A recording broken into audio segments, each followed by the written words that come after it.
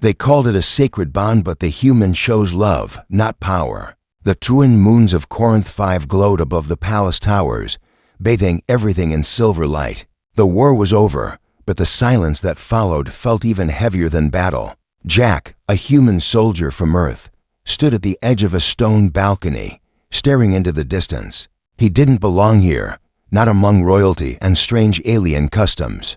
Yet here he was, wrapped in silks instead of armor. A hero in a land that still didn't feel like home, inside the palace. Nobles whispered and servants stared. Everyone knew his name, Jack Arden, the human who saved Princess Lisha from the Scarn ambush. In Corinthian law, this act was more than heroic, it was sacred. A warrior who saves a royal earns. The first night, a bonding rite given only once in a lifetime, but Jack had refused. For over a month, he had avoided the subject. He ate alone, slept alone, and ignored the looks Lisha gave him. To the Corinthians, this was strange, insulting even. To Lisha, it was confusing. She was no ordinary princess. Her skin shimmered like polished stone, her silver hair flowing down her back like liquid light. Her emerald eyes burned with pride, strength, and now frustration. No man, human or alien, had ever ignored her, and yet this human avoided her like she was a danger. That night, Lisha stood outside Jack's chamber, wearing the ceremonial robe meant for the bonding ritual. The fabric clung to her like mist, soft and glowing. She took a deep breath, her heart racing. Enough was enough. She knocked once, then stepped in before he could answer. Jack turned, startled, then quickly looked away. "Princess," he began, human. She interrupted sharply. "It's been over a month, and you haven't deflowered me." Her hands pulled at the robe, letting it slide down from her shoulders. She stood tall, unashamed, her voice steady. "Why?" Jack froze, his breath catching in his throat. He turned to face her but kept his eyes fixed on the wall. I don't think it's right," he said quietly. "Not right?" she repeated, stepping closer. "You saved my life, Jack Arden.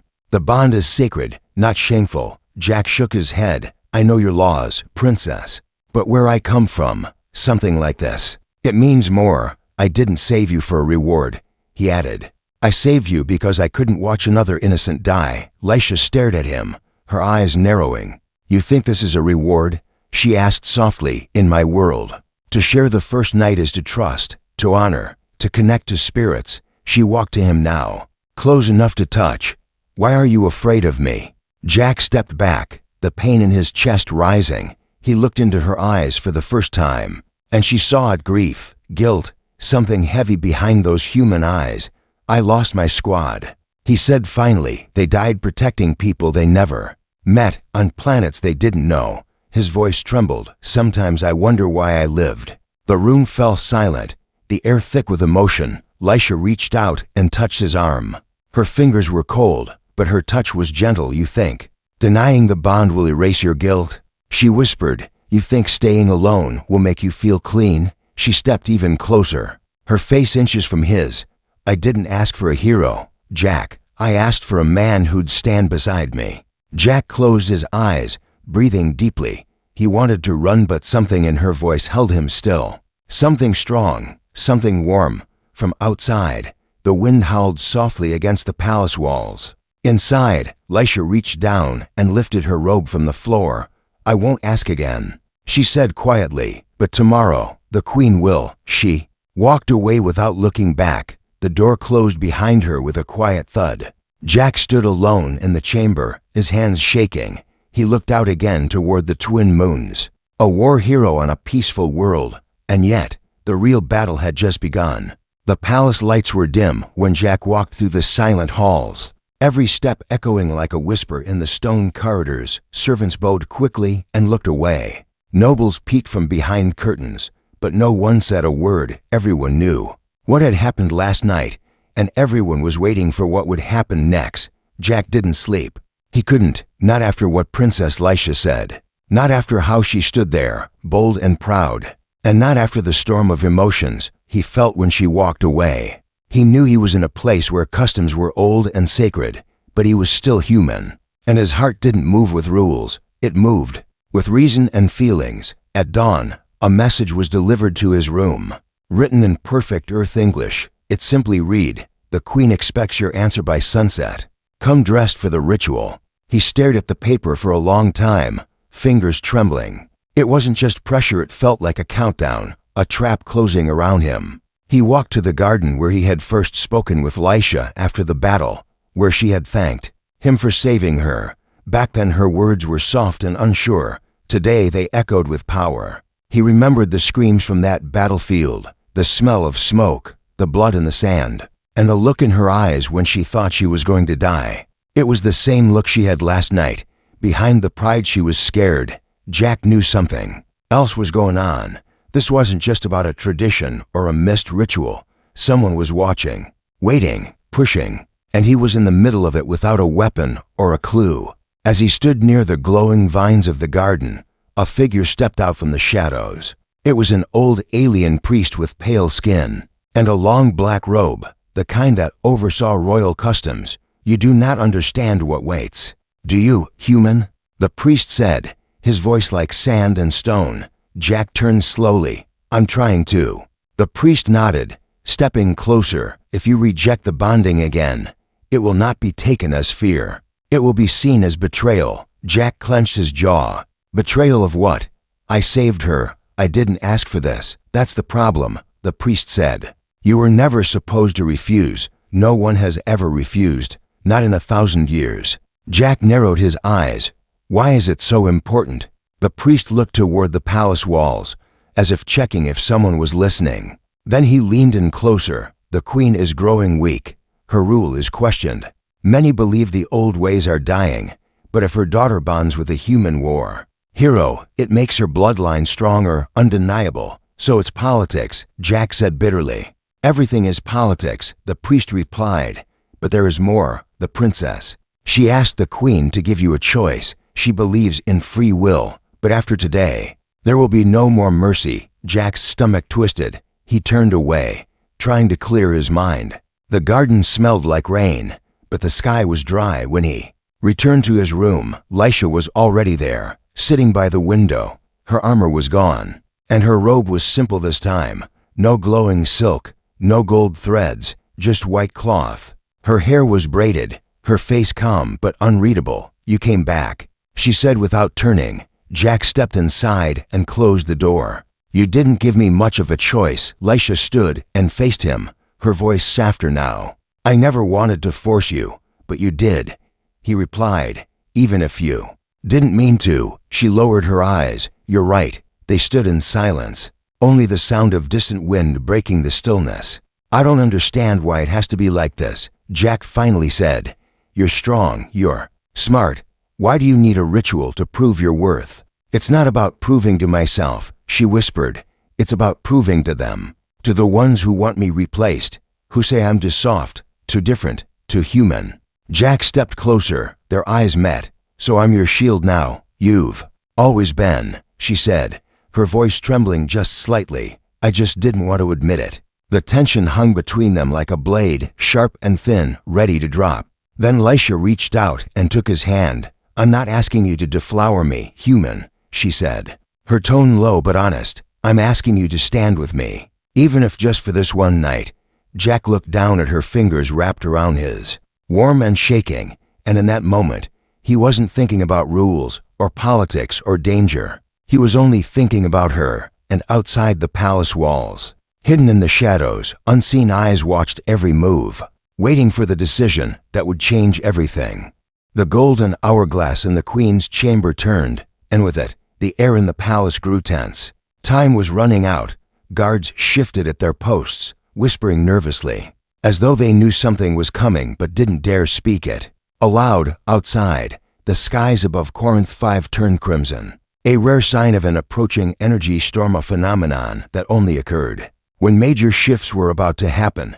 The city held its breath, and so did Lisha. She stood in her private room, staring at her reflection in a crystal mirror. Her ceremonial robe hung untouched, the one meant for the bonding ritual. She didn't wear it this time. Instead, she was in her combat suit, the one she wore the day she first met Jack. Her fingers ran across the old tear in the shoulder fabric, the place where Jack had shielded her from plasma fire. She still remembered the warmth of his hand, The quiet way he stood between her and danger. She didn't ask him to save her, and he didn't ask for thanks now. She was the one stepping into danger, not with weapons, but with trust. That scared her more than any battlefield. Suddenly, the door opened with a soft hiss, and Jack stepped. Inside, he wore formal black, a robe given to outsiders for royal events. But it didn't fit him right. He still walked like a soldier, eyes sharp, always scanning, always questioning. He didn't bow, and Lisha didn't expect him to. "I came," he said, voice steady but low. "I see that," she replied, not turning from the mirror. "Does this mean you've chosen?" she asked. Jack didn't answer right away. He stepped closer, watching her reflection as she studied herself like a stranger. "I haven't chosen the ritual," he said finally. "I've chosen you." That made her turn, slowly, with surprise flashing in her eyes. Not joy, not sadness, just raw, honest surprise. "You mean that?" she asked, voice barely above a whisper. "I mean, I don't care about their customs," Jack said. "But I care about you, and if standing with you tonight means protecting your future, I will." Her eyes glistened, but she didn't cry. She never cried, not even when her brother died in the war. Instead, she stepped forward and touched the chain around his neck, a small earth charm hanging from it.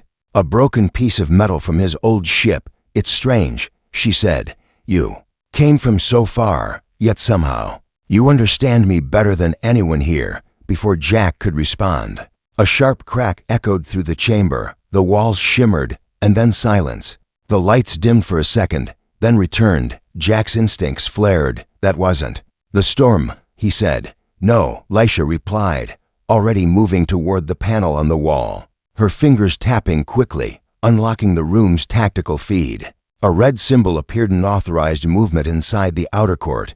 She turned to Jack. "We're being watched." Jack didn't hesitate.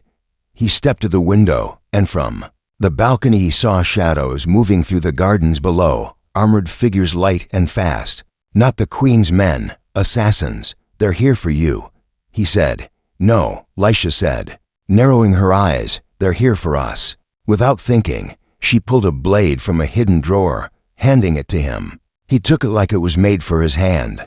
The moment that should have been about a sacred bond had now become a fight for survival. That was the truth of their lives. No peaceful night without blood waiting nearby. The door behind them hissed again, this time forced open. A flash grenade rolled in. Jack grabbed Lisha and pulled her down just as it exploded in white light. Voices screamed in a foreign tongue. Weapons fired, but Jack and Lisha were already moving back to back, blades drawn, like dancers trained in war. Every movement was sharp, controlled, silent. In that chaos, there was no fear, only trust. They moved like one. When it was over, 5 bodies lay on the marble floor. Jack leaned against the wall, breathing hard, his blade soaked. Lisha stood still, calm, her eyes locked on the 6th figure outside the door, watching them silently, then disappearing into the dark. "That was a warning," Jack said. Lisha nodded. "Someone doesn't want this bonding to happen. They're afraid of what we become if we stand together," she added. Jack looked at her, face grim. "Then let's give them a reason to be afraid." Outside, thunder rolled across the sky, and inside the palace, the bond between a human and a princess had already begun, not through ceremony, but through blood, fire, and a choice made in the heart. The throne room had never felt so cold, even with the fires burning in the crystal braziers, even with guards standing tall in their shining armor. The silence wrapped around everything like ice. The queen sat on her throne, motionless, her eyes fixed on the pair standing before her, Jack and Lisha, shoulder to shoulder, bruised, bloodstained. But standing, she didn't speak at first. Her gaze moved from her daughter to the human, then to the dead assassins now lying outside the chamber doors. Nobles whispered among themselves, their voices full of fear and shock, not just at the attack but at the fact that the two had survived it together. The queen finally broke the silence, her voice as sharp as a blade. "You were attacked in your own chamber, on the eve of a sacred bond, and yet you come here not as victims but united." Jack didn't flinch. "Someone sent killers after us. Someone from this palace," Lisha added, her voice calm but full of quiet fury. "Someone who wanted me silenced before the ritual was complete." Gasps rippled through the nobles like a wave. A few stepped back, others turned pale. But no one denied it, and that silence said more than words. The queen stood slowly, her movements graceful but heavy, like every step cost her strength. Her golden crown shimmered faintly as she walked down the steps, stopping only when she stood in front of Jack. "Human," she said softly, "when you first arrived, I didn't trust you. I saw you as a symbol, nothing more, a piece to strengthen my daughter's claim." Jack didn't answer. "Not yet, but now," the queen continued, "I see the truth." She turned to the nobles, her voice rising. "He did not take her when he had the right. He did not run when we pressured him. He did not retreat when blades were drawn." She looked back at Jack. "You protected her before, and now again, even when it meant standing against tradition. That is the kind of strength this empire needs." Jack met her gaze, steady, but behind him, Lisha's fingers tightened slightly around the hilt of her blade. She didn't trust the silence. Not anymore, not in this place. Then something strange happened. A noble from the southern court stepped forward and bowed. "Let the bond be sealed tonight. Not for power, not for politics, but because no other warrior has earned it more." Others followed, slow at first, hesitant, but then one by one, they dropped to their knees, some out of duty, others out of fear, some perhaps even out of respect.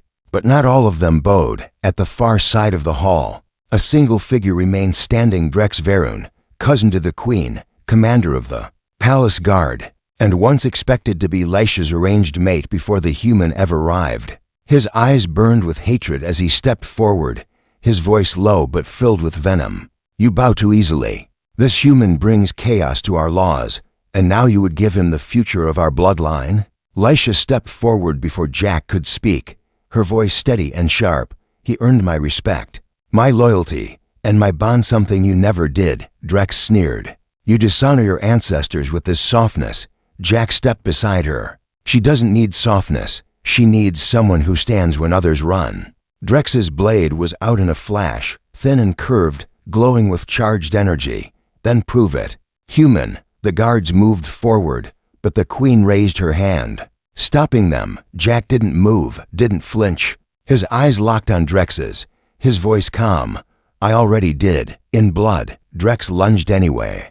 Lisha shouted, but Jack was faster, stepping aside and locking Drex's wrist before the blade reached his chest, twisting hard and throwing the noble to the ground in one motion. Jack stood over him, breathing slow, not even drawing his own blade. "This isn't a fight," he said quietly. "It's desperation." Drex stared up at him, fury in his eyes, but something else to fear. The queen waved her hand, and the guards dragged Drex away.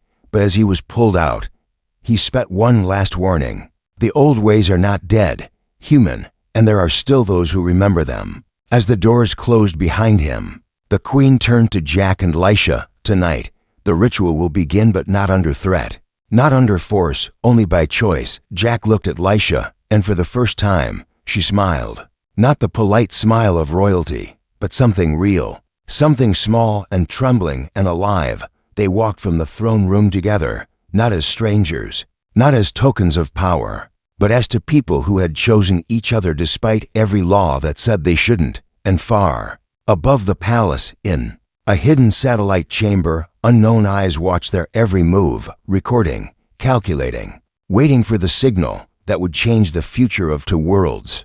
The night air was heavy on the mountain ridge, far above the palace towers. Clouds curled around the peaks like ghostly hands. The wind whispered through stone arches that had stood since before the empire was born. This was where the ritual would be completed, not in gold halls or crystal chambers, but here, in the ancient open circle of ancestors. Jack stood alone at the center of the stone circle, the ground beneath him covered in faint silver lines, old symbols etched into rock, that pulsed gently with his heartbeat. Lisha had not arrived yet, and the quiet stretched like tension in a wire. He looked out over the edge, down into the darkness below, where the glowing city lights flickered like stars beneath a storm. This world had once felt like a dream. Now it felt like something between a trap and a test, and Jack still wasn't sure which he had passed. Soft footsteps behind him. He turned, and Lisha stood there, wearing robes of midnight blue, embroidered with glowing threads of silver, her hair braided with crystal beads that shimmered when the wind touched them. She looked like a queen, but walked like a warrior. She said nothing at first, just came to stand beside him, shoulder to shoulder. Then she looked up at the moon hanging above them, full and silver, almost too close, as if the sky was leaning in to watch. "I thought I'd be afraid," she said softly, "but I'm not." Jack looked at her. "Afraid of me?" "No," she whispered, "afraid of losing myself." He didn't answer, because he understood. Better than she knew, in this place, with these rules, it was easy to become what others expected. Harder to stay who you truly were. She reached into her sleeve and pulled out a thin silver knife, old and curved, its surface etched with runes. "This was passed down through my line for 16 generations," she said. "It has only one purpose." Jack nodded slowly. He had seen the text before. Read it when the Queen's priest forced him to study the bonding laws. A single drop of shared blood, spilled willingly, was all it took to complete the ritual. But tonight, they stood without pressure, without threats, without court eyes watching from the shadows. "If you're not ready," Lisha said, offering the blade. "I will wait." Jack took the blade gently, and instead of answering, he turned his hand over and pressed the tip to his palm. The blade was sharp, but the pain was clean, quick, honest. Blood welled up in his hand, glowing faintly gold. Lisha did the same, without hesitation. Her blood shimmered with silver light. They stepped closer and pressed their palms together, and where their skin met, the light flared, not hot, not blinding, just warm like sunrise breaking over cold land. The ground beneath them hummed, the air stilled. The stars above brightened, but just as the ritual completed, a sharp cry echoed. From the ridge, a small drone, no larger than a hawk, darted through the clouds and hovered overhead, its red eye blinking wildly. Jack moved instinctively, drawing Lisha back into the shadows. But the drone shot upward before they could strike it down. Lisha's voice turned to ice. That was a royal surveillance drone. Jack's blood ran cold. "So they watched the ritual. They know it's complete," she said, breathing faster. "And now the Empress has what she wanted." Jack frowned. "But we didn't do this for her. She won't care," Lisha replied. "She'll use it anyway." Far below, in the palace command chamber, the Empress stood before a wide screen, her hands clasped, her generals surrounding her in silence. The red footage from the drone played on a loop the moment their palms met, the flare of power. The signal spike from the core. The Empress turned and smiled. "The gate will open," she said. "Prepare the capital in the mountains." The wind shifted again. Lisha took Jack's hand, and their bond shimmered faintly in the night air. "They'll come for us now," she said. "Let them try." Jack replied, but deep beneath the world's surface, in chambers untouched by light, the ancient seed began to pulse, the pattern of its sleep disrupted, its memory stirring, and the bond it had waited for finally awakened. The storm reached them before the soldiers did. Clouds boiled above the mountain ridge, lightning flashing through the sky in sharp blue cracks. The wind howled against the cliffs, but Jack and Lisha did not run. They stood beneath a rocky outcrop, staring down at the path that twisted back toward the capital. In the distance, lights moved through the dark, a line of armored vehicles climbing slowly, cutting through the snow. "They'll be here by nightfall," Lisha said, brushing wet hair from her face. Jack's hand tightened around the edge of his coat, the energy inside him pulsing stronger with every minute, like a fire that wouldn't go out. "We're not ready to face them," he said. "Not like this." Lisha turned to him, her eyes glowing faintly. "We don't have to fight," she said. "We just have to reach the gate first." "The seed gate," Jack whispered. "The one buried in the old forest." She nodded. "It's the only way to activate the defense system without the Empress's key." Jack hesitated. "But won't that expose everything? The bond, the memory core, the truth about the war?" Lisha stepped closer, placing her hand over his chest, right where the golden lines glowed beneath his skin. "It's already exposed, Jack," she said softly. "The moment we touched, the network woke up. The palace felt it. The world felt it." He took a deep breath, trying to calm the storm inside him. But it matched the one in the sky, angry, electric, alive. They left the ridge before the scouts reached it. slipping into a narrow trail that led down into the canyons below. The storm followed them, thunder shaking the cliffs, rain turning the stone paths slick and dangerous. Jack didn't feel the cold anymore. Ever since the bonding, his body moved, like it had new instincts, like the planet itself whispered when to duck, when to step, when to stop breathing. And Lisha didn't complain once. They reached the forest just after dusk. The trees taller than buildings, glowing veins in there, bark pulsing gently in the dark. "This place is sacred," she said, touching one of the roots. "The first cores were planted here, long before the Empire existed." Jack stared at the massive trunk, feeling a strange hum through the air, like the trees were alive and more. Then one way, then he heard it voices, low, quiet, in a language he didn't understand but somehow did. "Do you hear them?" he asked. Lisha looked at him slowly, her expression serious now. "Only bonded ones can," she said. "You're connected now, not just to me, but to everything they tried to bury." Jack stepped forward, deeper into the trees, the voices growing clearer, faster, louder. He stumbled into a clearing where the ground dipped into a shallow basin, and there it was, a giant stone gate, half buried, covered in moss and crystal growths, shaped like a closed eye. Jack felt it call to him, but they weren't alone. Across the clearing, soldiers emerged from the tree's 10, maybe 15, all armored in black and gold, their rifles aimed, their faces cold. One of them raised a loudspeaker. "Human," the voice said, "by order of the Empress. Step away from the gate. You have violated sovereign law." Jack didn't move. Lisha stepped beside him, lifting her arm slowly. "He carries the bond of truth." She shouted back, "He has done nothing wrong. You gave him access to sacred technology." The voice replied, "That is treason." Jack raised his hand, and golden energy sparked between his fingers, lighting the clearing with a sudden glow. The soldiers hesitated. "I'm not here to destroy your empire," Jack said, his voice steady, "but I won't let you use me to control it." One soldier fired. The bolt of plasma shot through the air, but stopped mid-flight, frozen in place, spinning gently like a bubble. Gasps rippled across both sides. Jack lowered his hand, and the bolt fell to the ground harmlessly.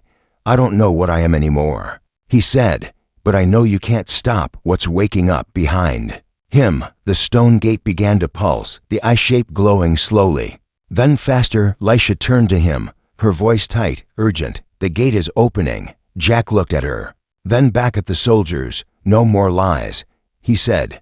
"No more rituals, no more thrones." Light burst from the center of the gate, blinding and golden, lifting dust, leaves, and memories into the air. The forest shook, and somewhere deep inside the world, the old systems began to move again.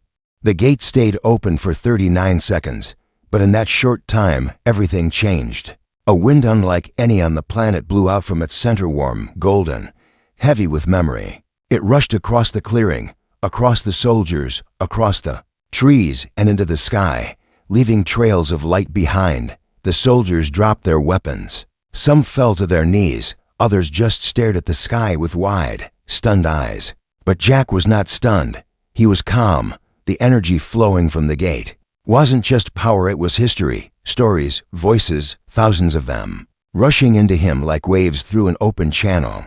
He saw flashes of ancient battles, betrayals, love, peace, exile, and warning. It was everything the Empress had tried to hide for generations.